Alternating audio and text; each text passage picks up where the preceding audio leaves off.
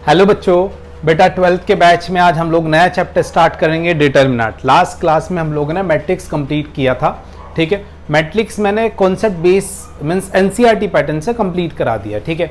रही बात इसके एग्जाम्पलर की, इसके एग्जाम्पलर में कोई भी टफ क्वेश्चन नहीं है, सभी बच्चे एग्जाम्पलर खुद करेंगे। अगर कोई भी दिक्कत आएगी तो मुझे आप मैसेज कर सकते हो, जो टेलीग्राम का ग्रुप है वहाँ पर भी अपने डाउट्स।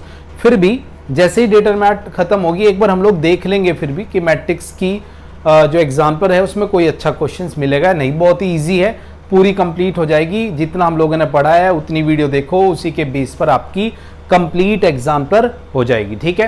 तो आज हम लोग अपना नेक्स्ट चैप्टर स्टार्ट करते हैं, डिटरमिनेंट। जबरदस्त चैप्टर है, मोस्ट इंपॉर्टेंट, क्योंकि मैट्रिक्स विदाउट डिटरमिनेंट कुछ भी नहीं है, ठीक है। सो दोनों चैप्टर मर्ज करके एक साथ है, मैट्रिक्स और डिटरमिनेंट। जेईई मेंस में दो क्वेश्चन आपके पास।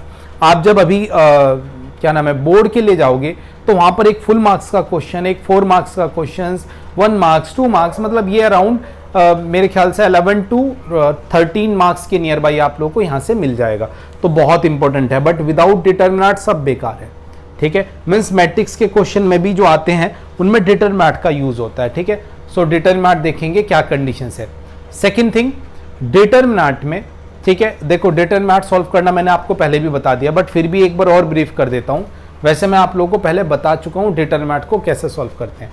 तो आज का हमारा एनसीईआरटी के अकॉर्डिंग चैप्टर नंबर 4 डिटरमिनेंट, ठीक है। तो चैप्टर नंबर 4 की बात करेंगे हम लोग आज, डिटरमिनेंट।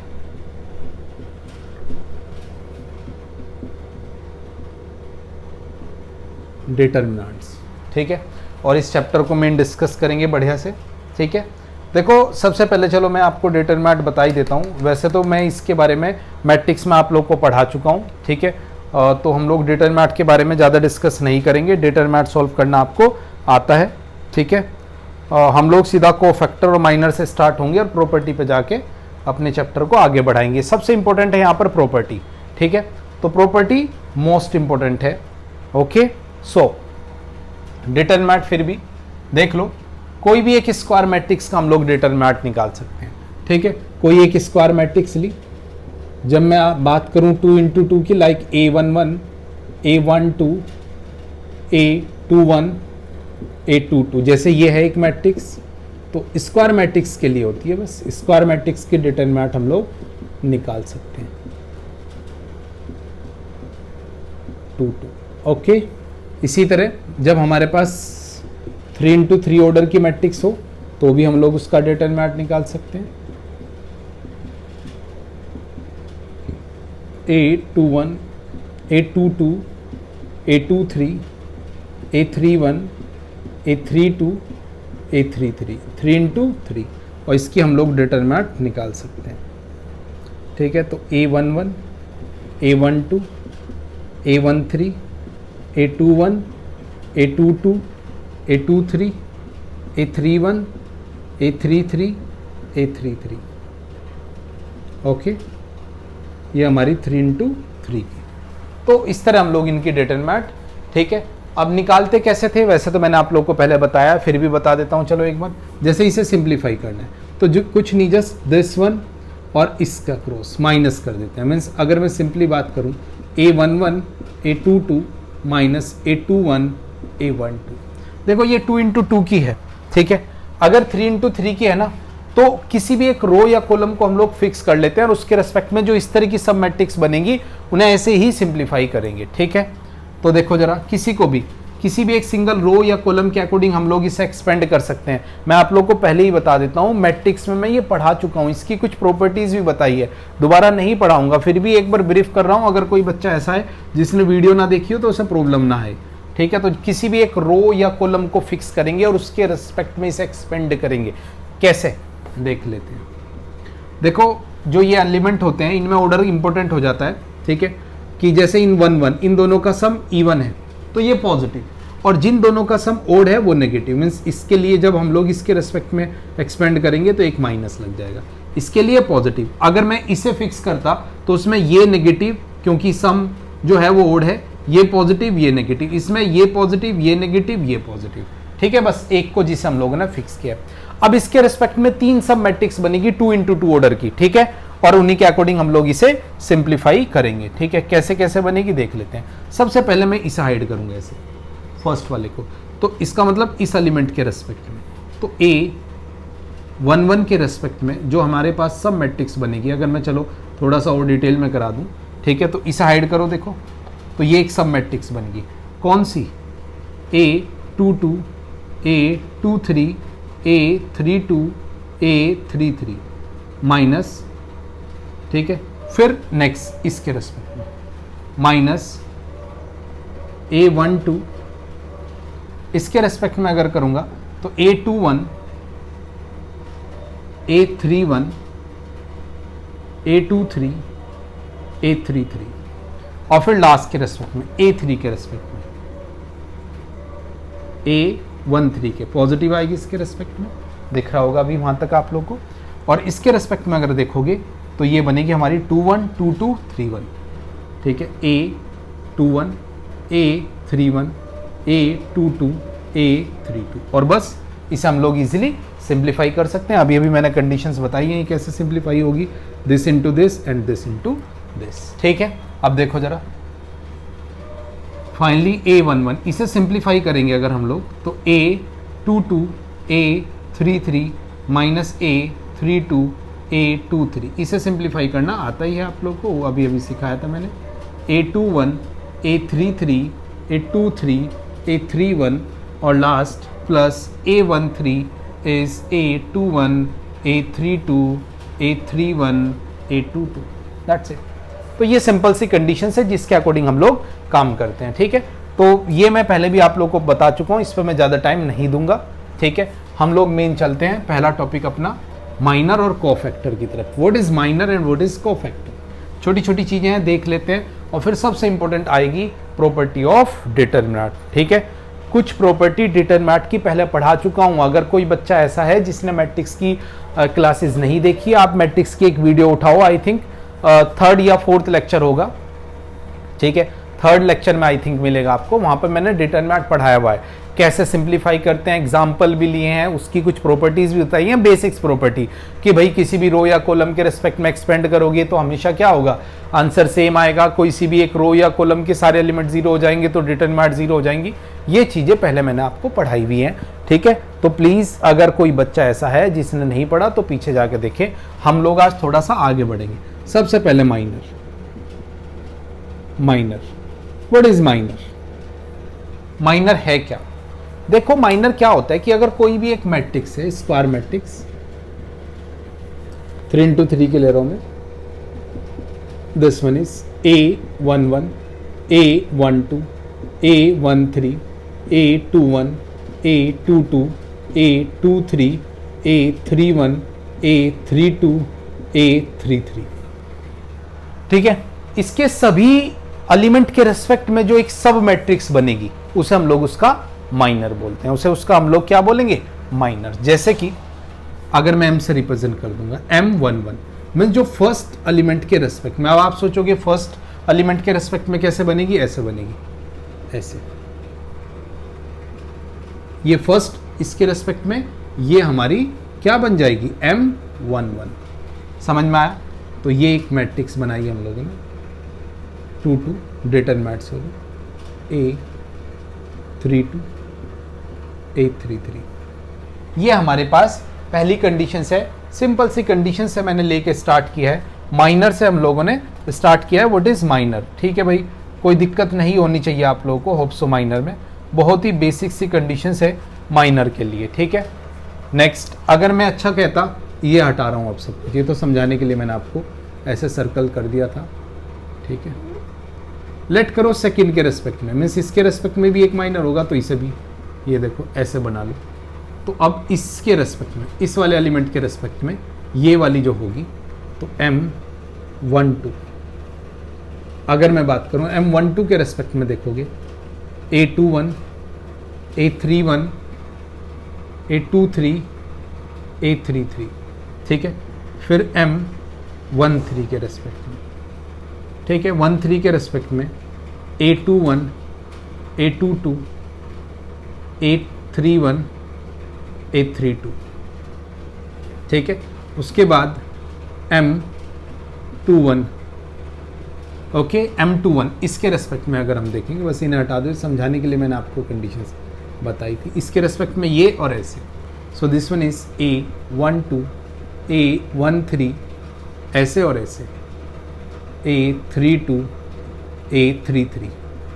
इसी तरह नेक्स्ट मिडल वाले के रेस्पेक्ट में, okay this one A11, A13, A31, A33, और दिस वन इज लास्ट के रेस्पेक्ट में हम देखें, ठीक है, इसके रेस्पेक्ट में अगर हम लोग देखें A11, A12, A31, A32, इसके रेस्पेक्ट में, ओके। और अगर आप लोग देखो माइनर, इसके सारे माइनर, जैसे 31, इसके रेस्पेक्ट में हम लोग माइनर निकाल सकते हैं इसका A12, A13, A22, A23, फिर M32 क्या होगा भाई, सारे माइनर लिख देता हूँ मैं, ये this one is A11, A21, A13, A23, और लास्ट M33। और M33 के रेस्पेक्ट में अगर हम लोग देखेंगे A11, A12, A21, A22, this one is a minor, ठीक है।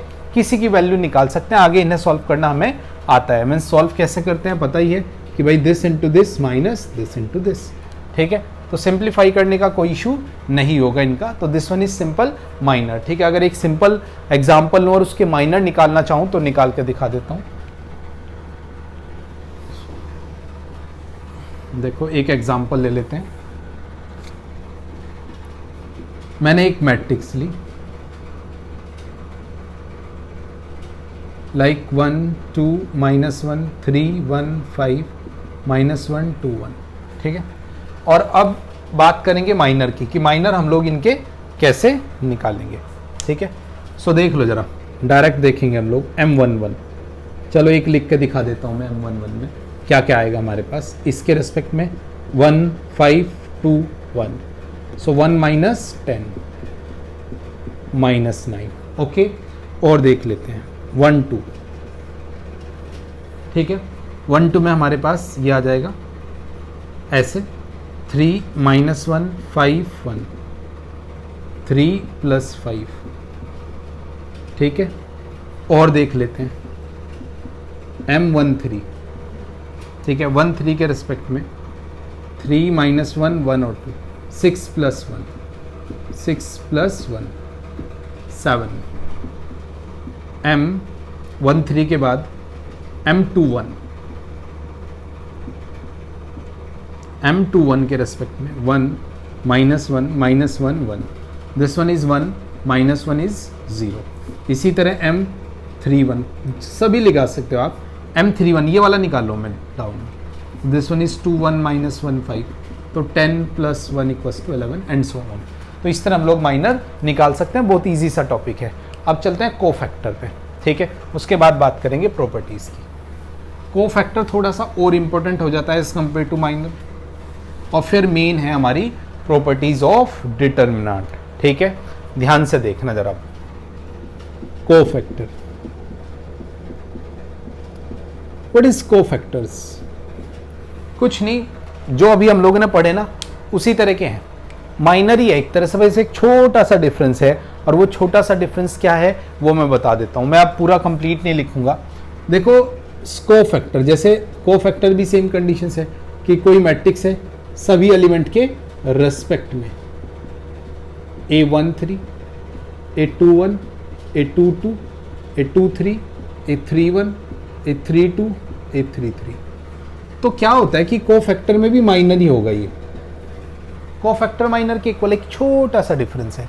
यहां पर क्या होगा, माइनस जो सम ऑफ ऑर्डर है वो आ जाएगा, -1 की पावर में सम ऑफ ऑर्डर आ जाएगा, और यहां पर आएगा -1 1, बस इतना डिफरेंस है। 1 2 इज -1 की पावर 1 + 2 और -1 2। C13 इज -1 की पावर 1 + 3 M13। C और नेक्स्ट कंडीशंस अगर हम लोग देखेंगे 2 1 -1 की पावर 2 + 1 M21, बस यही डिफरेंस है। अगर मैं कहूँ C22 -1 की पावर 2 + 2 और M, this one is 2 2। C23 की बात करेंगे 2+3 m23 up to and so on. ठीक है, अगर मैं इसकी बात करूंगा, देखो ये प्लस हो जाएगा तो सीधा m11 बच जाएगा, ये क्या हो जाएगा माइनस m12, बस इतना सा चेंज है। इसकी ये plus, this one is minus, this one is plus and this one is minus. That's a condition, simple सी कंडीशन है जिसके अकॉर्डिंग देखो ऑर्डर जहां पर ऑर्डर है वो नेगेटिव हो जाएंगे। बस इतना डिफरेंस है माइनर और कोफैक्टर में। ठीक है, आगे तो आप लोग को पता ही है, माइनर निकालना मैंने अभी बताया, मैं इस पर ज़्यादा टाइम नहीं दूंगा। हाँ, इसकी एक छोटी सी एप्लीकेशन है, using cofactor, find determinant of a square matrix using cofactor आ सकता है। ठीक है, मैंने ये छोटी सी बात बोली, क्वेश्चन मिलेगा आपको, फाइंड डिटरमिनेंट, ठीक है, of a square matrix using cofactor.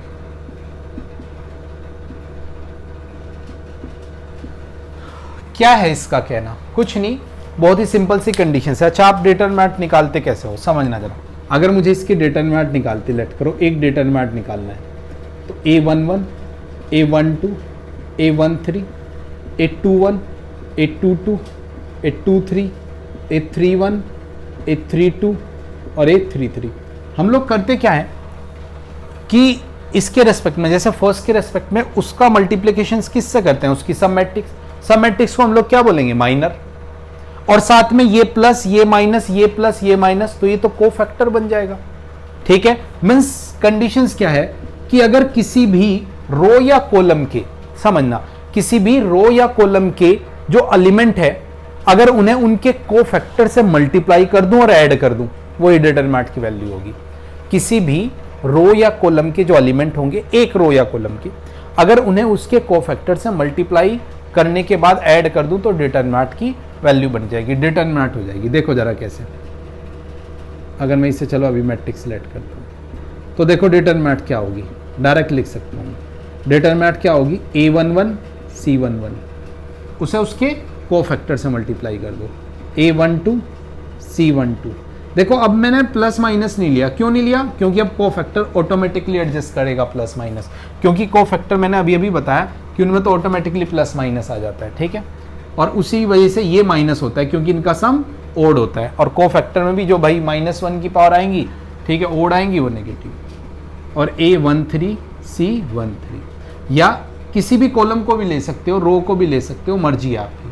ठीक है, लेट करो आप मिडल वाले के अकॉर्डिंग, तो मिडल वाला a12 तो c12, a22 तो c22, a23 सॉरी 32 तो c32। दैट्स इट, सीधी सी बात, किसी से भी लो वैल्यू सेम आएगी। ठीक है, तो वो आपकी मर्जी है, आप किसी से भी ले सकते हो। आप लेट करो ये लास्ट वाले कॉलम से ले रहे हो, तो a31 को c31 से मल्टीप्लाई, a32 को c32 से मल्टीप्लाई, और a33 को c33 से मल्टीप्लाई आप कर सकते हो और इजीली इसकी वैल्यू निकाल सकते हो। बहुत इजी है, इसमें कोई भी कंफ्यूजन वाला केस नहीं है। ठीक है भाई बच्चों, नेक्स्ट कंडीशंस पर चलते हैं। अब मेन मुद्दा स्टार्ट होगा आज का हमारा, जहां पर हम लोग बात करेंगे प्रॉपर्टीज की। Now what is properties? ठीक है, बिकॉज प्रॉपर्टीज बहुत ज्यादा यूज होने वाली हैं। पहले बेसिक्स प्रॉपर्टी, यहाँ से एक क्वेश्चन आप लोग को जेईई मेंस में मिलता है और सीबीएसई में भी देखने के लोग। Properties of determinant, properties of determinant क्या होती है? देखो ऐसा तो बहुत सारी प्रॉपर्टी है, कुछ प्रॉपर्टी पहले भी लिखवाई है, कुछ अभी बाद में भी लिखवाऊंगा एंट्रेंस लेवल की। अभी मैं एनसीईआरटी की प्रॉपर्टीज डिस्कस कर रहा हूँ, जो मेन एनसीईआरटी की प्रॉपर्टीज हैं।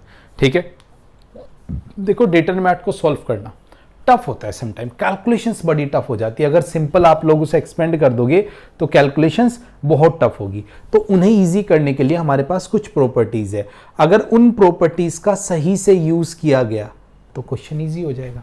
ठीक है, तो वही सीखना है और यहीं पर ही सबसे ज्यादा बच्चे फंसते हैं, प्रॉपर्टीज ऑफ डिटरमिनेंट। ठीक है, तो प्रॉपर्टीज की बात करेंगे, क्या क्या प्रॉपर्टीज हैं और क्वेश्चन जरूर देखेंगे बेटा।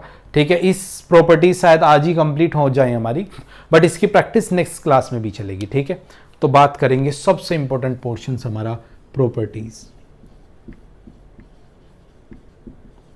Properties of determinant.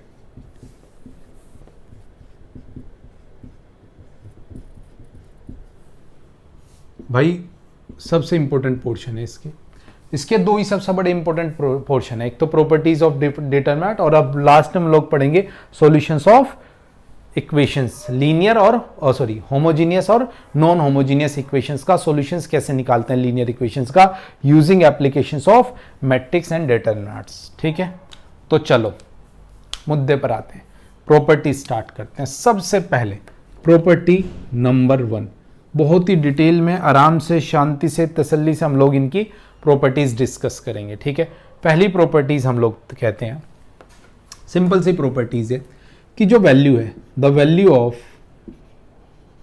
लिखवा रहा हूं मैं आपको फिर भी ये, the value of determinant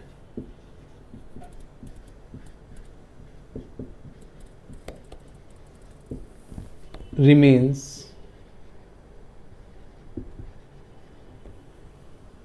unchanged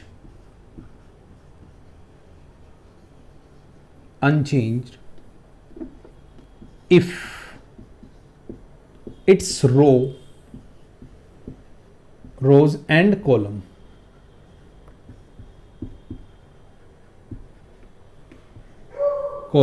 are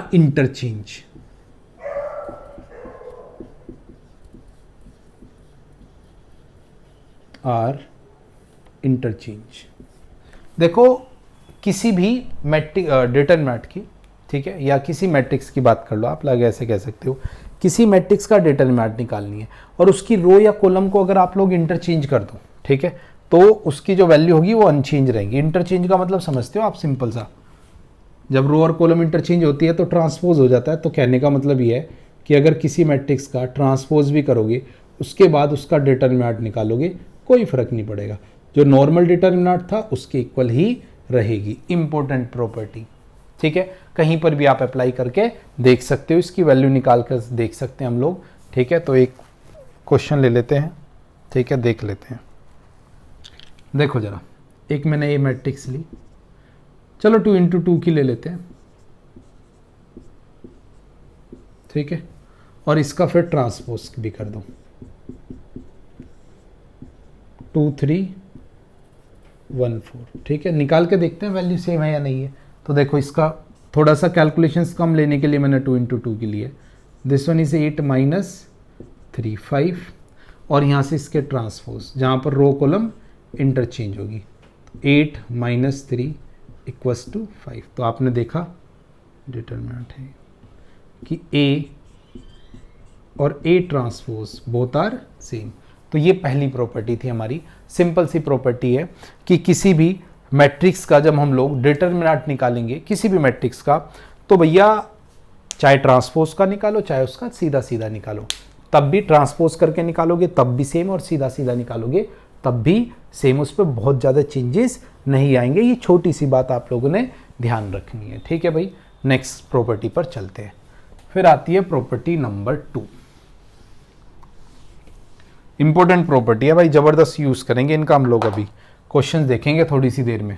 ठीक है, नाउ प्रॉपर्टी नंबर 2, बहुत इंपॉर्टेंट प्रॉपर्टी, सारी इंपॉर्टेंट है, बेसिक्स प्रॉपर्टी है।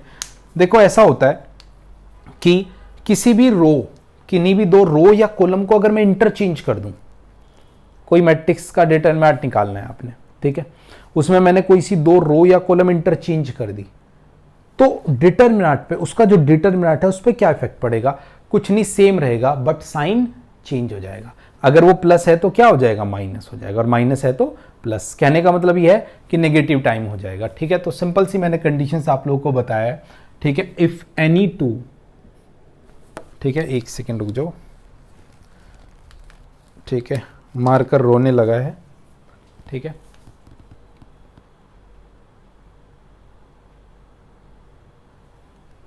देखो बच्चों, ध्यान से समझना जरा, और बढ़िया से पढ़ते रहो, थोड़ा सा एनर्जी के साथ।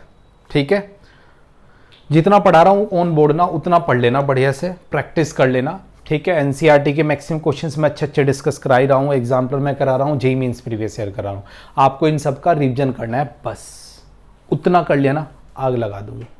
ठीक है, देखो जरा कंडीशंस मैंने बोला कि इफ एनी टू रोज और कॉलम आर इंटरचेंज, आर, ठीक है, रो या column are interchange,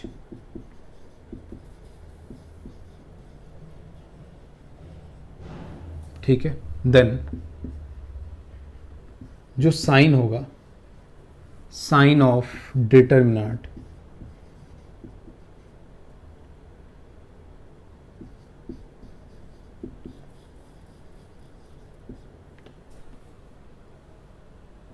is change. Change कैसे होगा, कहने का मतलब ये है कि नॉर्मल डिटरमिनेंट है और आपने इंटरचेंज कर दिया उसके साइन के साथ, मतलब उसकी दो रो या कॉलम, तो आपके पास कंडीशंस क्या आएगी कि जो वैल्यू आएगी पहली, जो पहले नॉर्मल वैल्यू आ रही थी उसका माइनस टाइम होगा अगर ये ऑपरेशंस आप लोग लगाते हैं तो। एक एग्जांपल के साथ देखते हैं। एक डिटरमिनेंट ली मैंने 1 2 1 0 1 3 -1 2 1, इसे ले लो 4 -2। तो अगर इसे अभी सिंप्लीफाई करते हैं, लेट करो डायरेक्ट सिंप्लीफाई करके देखते हैं। ठीक है, तो डायरेक्ट जब सिंप्लीफाई करोगे तो इसमें होता क्या है, किसी भी रो या कॉलम के रिस्पेक्ट में एक्सपेंड 1 के रिस्पेक्ट में कर लेते हैं, इस वाले के रिस्पेक्ट में, तो -2 और -12,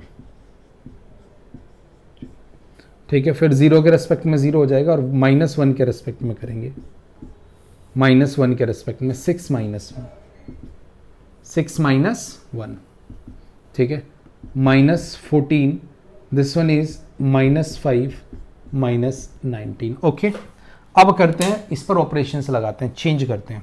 ठीक है, लेट करो R1 को चेंज कर दिया R2 के साथ, इंटरचेंज, तो भाई बचेगा क्या, देख लो। अब चेंज वाली करके दिखा रहा हूँ मैं आपको, ये 0, ये 1, ये 3, ये 1, ये 2, ये 1, ये -1, ये 4, ये -2।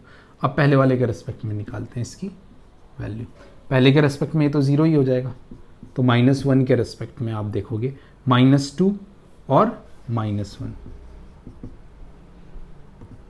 फिर 3 के रेस्पेक्ट में, 3 के रेस्पेक्ट में जब मैं करूँगा, जब इस 3 के रेस्पेक्ट में हम लोग करेंगे, दिस वन इज़ 4 और ये माइनस माइनस प्लस, बहुत ही सिंपल सी कंडीशंस है, मैंने दोनों को इंटरचेंज कर दिया। ठीक है, और इंटरचेंज करने के बाद हमारे पास क्या क्या कंडीशंस आ रही है उसी की हम लोग बात कर रहे हैं। दोनों इंटरचेंज, ये ऊपर आ गया, ये नीचे चले गया।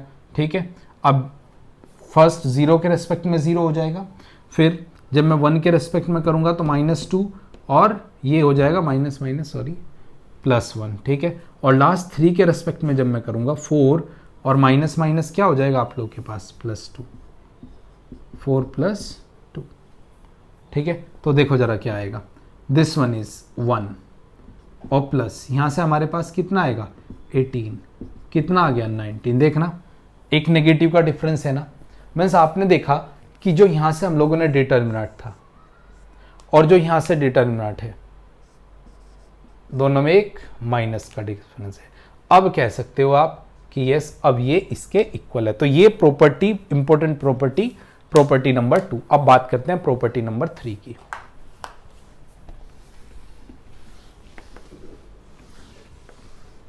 प्रॉपर्टी नंबर 3 देखिए जरा,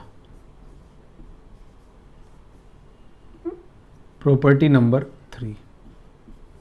ठीक है, प्रॉपर्टी नंबर 3 क्या कहता है, देखो अगर कोई भी दो रो या कॉलम, उस, ठीक है, मैं सिंपल सी कंडीशन बता रहा हूं, या पहले सिंगल की बात करते हैं कि कोई भी एक रो या कॉलम के सारे एलिमेंट अगर 0 है तो डिटरमिनेंट की वैल्यू 0 है, सीधी सीधी बात तो ये है। ठीक है, वैसे ही मैंने पहले भी लिखवा रखी है, इफ, ठीक है, all element of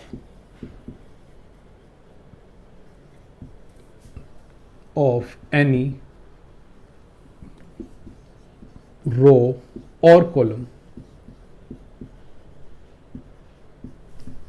are 0, then the value of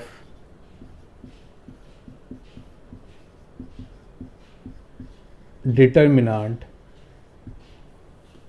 is 0।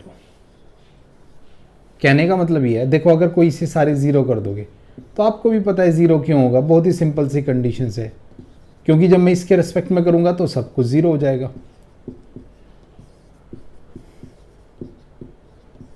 ठीक है भाई, ये डिटरमिनेंट है और ये पूरा क्या हो जाएगा 0। टेंशन की कोई बात नहीं, बहुत ही सीधी सी बात है। बट ये प्रॉपर्टी बहुत इंपॉर्टेंट है। हम लोग बहुत ट्राई करते हैं कि किसी एक रो, या जब भी आप लोग की डिटरमिनेंट को 0 प्रूफ करना होता है ना, तो हमारा सबसे पहले ट्राई रहता है कि किसी एक रो या कॉलम को क्या कर दें, 0 कर दें। या एक हो ट्राई होता है, और दूसरा ट्राई होता है इसी पर बेस्ड प्रॉपर्टी नंबर 4। इसी पर बेस्ड है थोड़ी सी property number 4। Now what is property number 4, इसकी हम लोग बात करते हैं। देखो प्रॉपर्टी नंबर 4 में यह है कि अगर कोई दो रो या कॉलम आइडेंटिकल्स हो जाए, किन्हीं दो रो या कॉलम के सभी एलिमेंट्स अगर आइडेंटिकल हैं, तो हमारे पास क्या कंडीशंस है। ठीक है, इसी की हम लोग बात करेंगे। ठीक है, सो ध्यान से देखो जरा, प्रॉपर्टी नंबर 4, प्रॉपर्टी नंबर 4 मैंने सिंपल सी का आंसर बोला। ठीक है, क्या कहता है ये देख लेते हैं। ठीक है, इफ, ठीक है, एनी टू रो और कॉलम्स, ठीक है, इफ एनी टू रो और कॉलम्स, ठीक है, आर आइडेंटिकल, सिंपल सी आइडेंटिकल की कंडीशंस की हम लोगों ने बात की है। ठीक है, इफ एनी टू रो या कॉलम्स आर आइडेंटिकल्स, आइडेंटिकल का मतलब सिंपल सा है कि एलिमेंट सेम हो जाएंगे। आइडेंटिकल्स मैं लिख भी देता हूं, ऑल आर सेम, अगर सभी एलिमेंट सेम हो जाते हैं, then value of determinant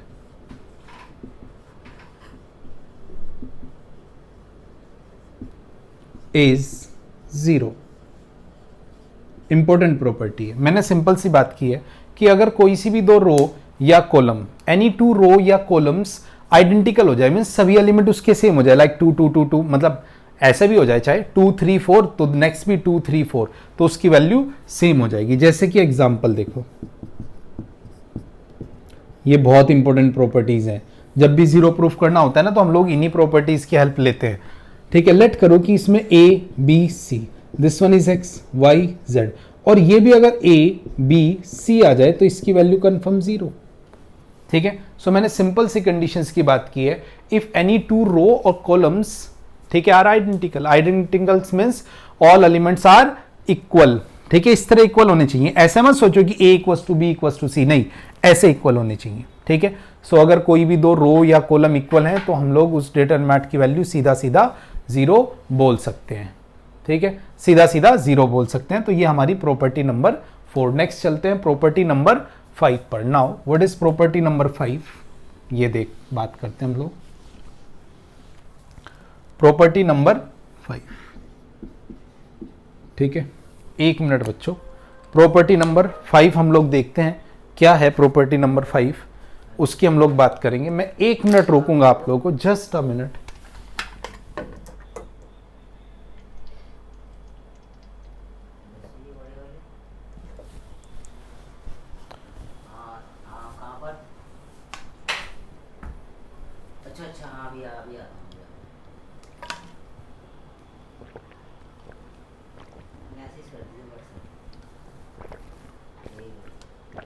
so property number 5 देखेंगे बच्चों, 1 मिनट रुक जाओ।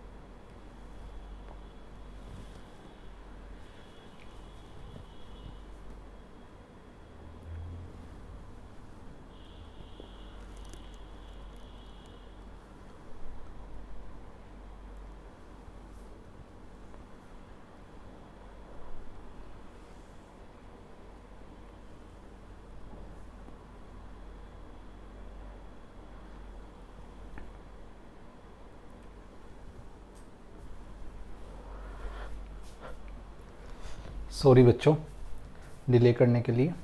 नाउ प्रॉपर्टी नंबर 5 पर बात करते हैं। सो ये थी हमारी प्रॉपर्टी नंबर 3 अभी, जहां पर मैंने बताया कि अगर कोई सी दो रो या कॉलम आइडेंटिकल्स हो जाए तो वैल्यूज की 0 हो जाएंगी। प्रॉपर्टी नंबर नेक्स्ट की कंडीशंस बात करते हैं। देखो अगर किसी रो या कॉलम में मल्टीप्लाई करते हैं किसी से भी तो उसकी डिटरमिनेंट में आपको डिवाइड करना पड़ेगा। ठीक है, लेट करो मैं आपको पहले बता देता हूँ फिर लिखवाता हूँ कि कोई एक आपकी डिटरमिनेंट है। लेट करो A B C X Y Z P Q R। आपने इसकी किसी एक रो या कॉलम में किसी से मल्टीप्लाई किया। लेट करो R1 में आपने K टाइम मल्टीप्लाई किया एक रो या कॉलम में, सिंगल में। देखो ये सबसे बड़ा डिफरेंस है मैट्रिक्स और डिटरमिनेंट के बिटवीन। डिटरमिनेंट में जब हम लोग मल्टीप्लाई करते हैं तो पूरी के साथ मल्टीप्लाई करते हैं। अभी हम लोगों ने ये 3A नहीं कहेगा, आप ये मत सोचना इसे हम लोग के A कहेंगे, दैट्स अ डिफरेंट इशू। ठीक है, सो हम लोग क्या करेंगे, इससे मल्टीप्लाई किया तो डिटरमिनेंट से हमारे पास क्या करना पड़ेगा, हमें डिवाइड करना पड़ेगा। ठीक है, मीन्स अगर मैं बात करूं 1/k time of determinant of A, means इसे लिखेंगे 1/k क्योंकि हम लोगों ने अंदर मल्टीप्लाई किया है। तो जिससे मल्टीप्लाई किया उसी से डिवाइड भी आपको करना पड़ेगा। X Y Z P Q R। ये समझ में आई मेरी बात। अब आप सोचो, मैं यहां पर कुछ चीजें बता देता हूं। देखो अगर मैं आपको कहूं कभी KA और K इंटू A, क्या ये इक्वल है? नहीं इक्वल है। अभी मैट्रिक्स के साथ मल्टीप्लाई किया है तो मैट्रिक्स किस ऑर्डर की है ये इंपॉर्टेंट होगा ना, क्योंकि मैट्रिक्स के साथ अगर मल्टीप्लाई किया तो सभी रो या कॉलम, मीन्स अगर मैं A को, क्योंकि A तो मैट्रिक्स है ना अंदर, ऐसे है जैसे A B C X Y Z और ये P Q R 3 इंटू 3 की है। तो अगर मैं इसे K से मल्टीप्लाई करता हूं तो K तो सभी के साथ मल्टीप्लाई होगा। मैट्रिक्स में तो सभी एलिमेंट के साथ मल्टीप्लाई होता था, पहले मैंने बताया था आपको, मैट्रिक्स में हम लोगों ने पढ़ा है ये। तो अगर मैं इसकी अब डिटरमिनेंट लूं तो ध्यान से देखना क्या होगा। तो अब डिटरमिनेंट अगर लोगे तो सभी रो या कॉलम से कॉमन ले सकते हो ना आप, K फर्स्ट से भी, सेकंड से भी, थर्ड से भी, तो ये K क्यूब हो जाएगा जो भी ऑर्डर होगा। और ये A B C this one is X Y Z P Q R, तो ये K की पावर 3 डिटरमिनेंट ऑफ A होगा। ठीक है, ये समझ में आया। सो यहाँ पर ऑर्डर आता है, आगे प्रॉपर्टी में बताऊंगा।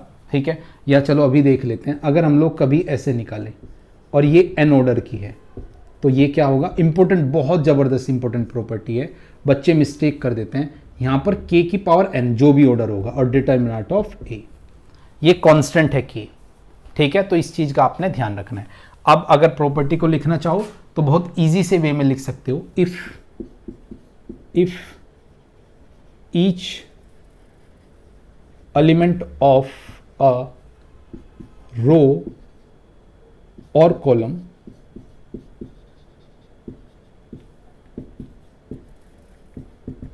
मल्टीप्लाई बाई एनी कांस्टेंट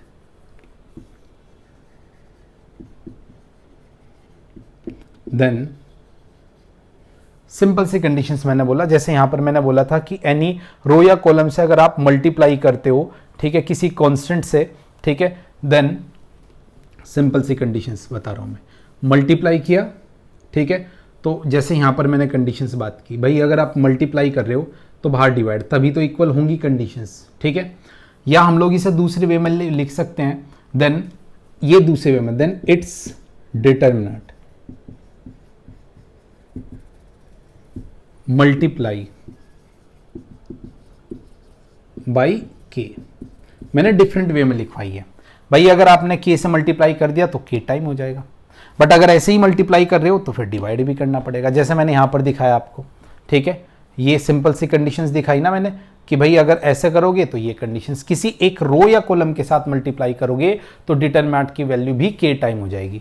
अब ऐसे ही थोड़ा कि अपनी मर्जी से मल्टीप्लाई करोगे तो फिर डिवाइड भी करोगे, तो ये सिंपल सी कहानी है। ठीक है भाई बच्चों, तो ये property number 5। Now property number 6।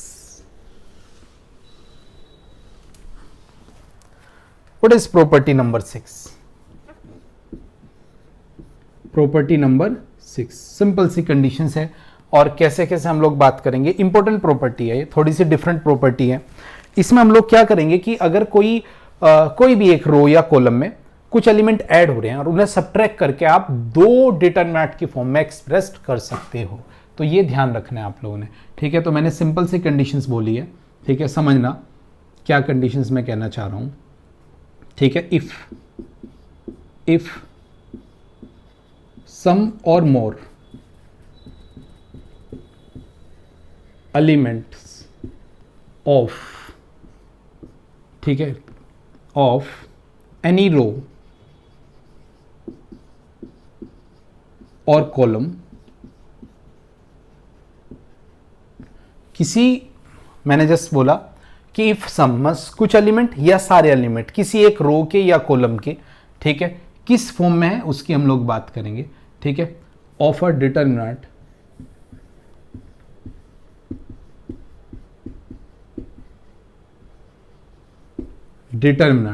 ठीक है, ऑफ डिटरमिनेंट आर एक्सप्रेस्ड, ठीक है, एक्सप्रेस कर रहा हूं मैं एज सम ऑफ टू और मोर देन टू भी हो सकते हैं, टू एलिमेंट, एग्जाम्पल से ज़्यादा अच्छे समझ में आएगा, ठीक है, of two element then the determinant, जो डिटरमिनेंट होगी उसे भी हम लोग क्या कर सकते हैं, can be express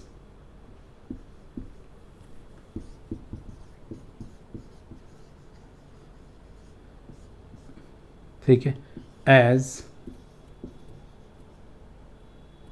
some of two determinant. समझाता हूं मैं एग्जाम्पल से, पहले एक 2 into 2 की मैट्रिक्स के एग्जाम्पल से मैं आपको ये क्लियर कर देता हूँ टॉपिक। देखो होता क्या है कि कोई डिटरमिनेंट है, पहले 2 into 2 की लेते हैं, जैसे कि ए बी ये सी ये डी, लेट करो यहाँ पर कोई K1 और K2 ऐड है, तो इसे मैं ऐसे लिख सकता हूँ ए बी सी डी किसी एक रो या कॉलम के रेस्पेक्ट में, और ये पहले वाली मैट्रिक्स बन जाएगी और K1 K2 दूसरे वाली। अच्छा, इस K2 की जगह 0 होता तब भी कोई दिक्कत वाली बात नहीं है, ये इंपॉर्टेंट है, ध्यान से देखो, ठीक है। अगर 3 वाली होती तो उसे भी हम लोग ऐसे ही कर सकते हैं, सिंगल रो या कॉलम के रेस्पेक्ट में करेंगे, ये ध्यान रखना। ऐसा नहीं है कि सब में है तो सबको अलग अलग करके लिख दोगे, ठीक है। मैं आपको थोड़ा सा और ब्रीफ कर देता हूं इसमें, लेट करो। अच्छा, इसी में अगर मैं पूरे में ले लेता हूं, सब में अलग अलग, वो देखो अब जरा इसे कैसे करेंगे। This one is b plus K2, और यहां पर भी ले लेते हैं C प्लस P1 और D प्लस P2। अब आप कह रहे हो कि सर इसे कैसे करेंगे, तो देखो यहां से 4 मैट्रिक्स 4 डिटरमिनेंट बनेगी। पहले 2 डिटरमिनेंट बनाएंगे, 2 डिटरमिनेंट कैसे बनाएंगे, किसी एक रो या कॉलम के रेस्पेक्ट में, इसे अलग अलग कर लेते हैं। मीन्स एक तो ये बन जाएगी A C plus P1 B D plus P2, और एक बन जाएगी आपकी ये वाली इधर, ठीक है, K1 K2 C plus P1 और D प्लस P2। फिर ये 2 में डिवाइड हो जाएगी और इसी तरह ये भी 2 में डिवाइड हो जाएगी। अब P1 P2 के, क्योंकि जो हम लोग अलग अलग करते हैं वो with respect to single row या कॉलम करते हैं। मैं बार बार आपको यही बात कहता रहा हूं कि सिंगल रो कॉलम या रो के रेस्पेक्ट में, ऐसा नहीं कि पूरे को आप समटाइम बच्चे क्या सोचते हैं, ऐसे लिख दें A B C D plus K1 K2 P1 P2, गलत है, ठीक है। तो ऐसा नहीं करना है। वैसे यहाँ पे स्पेस नहीं है, वरना मैं पूरी ओपन करके दिखाता आपको। अब इसे फिर फर्दर, अब ये 2 में डिवाइड हो जाएगी, कैसे, A B, ठीक है, C D, पहले तो ये कर दिया मैंने, और दूसरा इसकी, दूसरा क्या बनेगी A B P1 P2, और 2 ये बन जाएगी। इसकी अगर पहली देखोगे K1 K2 C D, और दूसरी इसके रेस्पेक्ट में, और K1 K2 P1 P2, ऐसे कन्वर्ट कर सकते हो, ठीक है। यही सेम 3 into 3 की में होगा, कम यूज करते हैं, बट ऐसा नहीं है कि भाई तीनों के रेस्पेक्ट में, तो अगर 3 into 3 की होगी और सभी एलिमेंट है उसमें, तो एक एक रो के रेस्पेक्ट में करेंगे तो बहुत सारी बन जाएंगी, 9 बन जाएंगी, ठीक है। तो ऐसा नहीं होता है, आप लोग सीधा सीधा सा सिंप्लीफाई कर सकते हैं, ठीक है, 9 नहीं, ठीक है। तो ये आपकी property number 6। Last property, property number 7, क्या है 7 प्रॉपर्टी ये देख लेते हैं, और आज हम लोग यहीं पर ही प्रॉपर्टी पर रोकेंगे और आगे बढ़ेंगे। Now property number 7, property number 7, ठीक है। देखो सबसे इंपॉर्टेंट प्रॉपर्टी है, किसी भी रो से कोई सी भी रो माइनस किए जा सकती है, प्लस माइनस किए जा सकती है, ठीक है। किसी कांस्टेंट से मल्टीप्लाई करके भी प्लस माइनस करोगे तब भी वैल्यू अनचेंज रहेगी। सबसे इंपॉर्टेंट, जैसे पहले करते थे ना मैट्रिक्स में से इस रो में से ये रो माइनस, या 2 से मल्टीप्लाई करके इस रो में से ये प्लस कर दी, माइनस कर दी, चाहे रो में चाहे कॉलम, यहां पर भी सेम कंडीशंस है। सो ध्यान से देखो और फिर इस पर कुछ एग्जांपल मैं बता देता हूं। इफ, समझना, इफ ईच एलिमेंट, ठीक है, if each element of any row और कॉलम, किसी भी, मतलब जितने भी एलिमेंट है किसी भी रो या कॉलम के, ठीक है, उनकी हम लोगों ने बात की है, ठीक है, ऑफ अ डिटरमिनेंट। डिटरमिनेंट के लिए कॉन्सेप्ट है, ना कि मैट्रिक्स के लिए, ठीक है। तो डिटरमिनेंट, ठीक है, आर इक्वली, ठीक है, सिंपल सी इक्वी मल्टीप्लाई कह सकते हो आप, इक्वी मल्टीप्लाई, ठीक है, equi multiply of corresponding element, ठीक है, मीन्स किसी भी एलिमेंट के साथ, ऑफ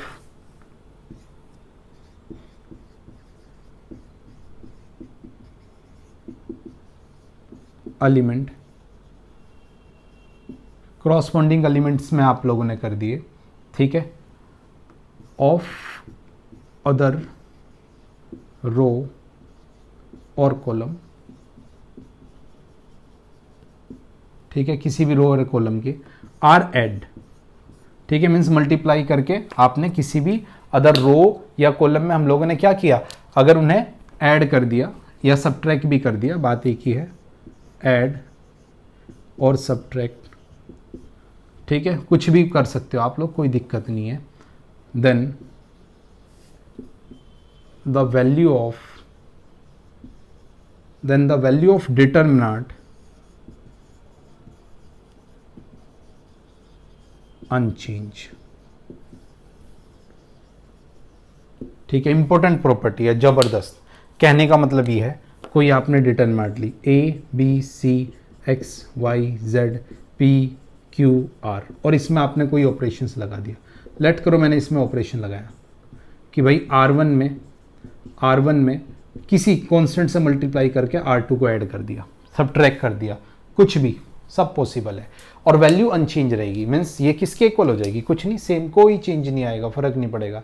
देखो जरा, R1 में ऑपरेशंस लगाया आपने, A B C, पहले मैं लिख देता हूँ, X Y Z, this one is P Q R, इसमें K से मल्टीप्लाई करो और इसमें ऐड कर दो, तो KX KY and KZ, value same, कोई चेंजेस नहीं, चाहे प्लस करते और चाहे क्या करते, माइनस। और ये ऑपरेशन इस तरह लगाने आपने सीखे ही है। मैट्रिक्स में ऐसा नहीं होता था, मैट्रिक्स में तो ये होता था कि अगर लेफ्ट में भी लगाया तो राइट में भी लगाया, बट डिटरमिनेंट में ऐसा कुछ नहीं है, ठीक है। सबसे बड़ी इंपॉर्टेंट प्रॉपर्टी और है कि जैसे कि मैट्रिक्स में ये होता था, जब हम लोग रो ट्रांसफॉर्मेशंस करते थे इनवर्स निकालने के लिए, वहां पर या तो खाली रो में ऑपरेशंस लगाते थे या खाली कॉलम में। मैट्रिक्स में ऐसा कुछ नहीं, जहां मर्जी रो में लगाओ और जहां मर्जी कॉलम में लगाओ, कोई दिक्कत वाली बात नहीं है। तो ये थी properties of determinant. Next class में हम लोग सबसे इंपॉर्टेंट इसके क्वेश्चंस करेंगे, क्योंकि इसके क्वेश्चंस के बिना कुछ नहीं होगा। इसके बहुत इंपॉर्टेंट क्वेश्चंस है, बहुत वाइड रेंज है, जेईई मेंस में भी बड़े आते हैं और सीबीएसई में भी, ठीक है भाई बच्चों। तो यहां तक की बात आज हम लोगों ने रखी। नेक्स्ट क्लास में, ठीक है, क्वेश्चंस करेंगे प्रॉपर्टीज ऑफ डिटरमिनेंट पे, ठीक है। Okay, bye bye, next class में मिलेंगे। और प्लीज चैनल को सब्सक्राइब कर लो और अपनी टेस्ट सीरीज के लिए प्रिपरेशन से स्टार्ट कर दो, आपका टेस्ट होगा, ठीक है। अब सेट रिलेशन फंक्शन, पहले रिलेशन फंक्शंस का होगा चैप्टर वाइज और फिर part test. Okay, bye bye बच्चों, नेक्स्ट क्लास में मिलेंगे।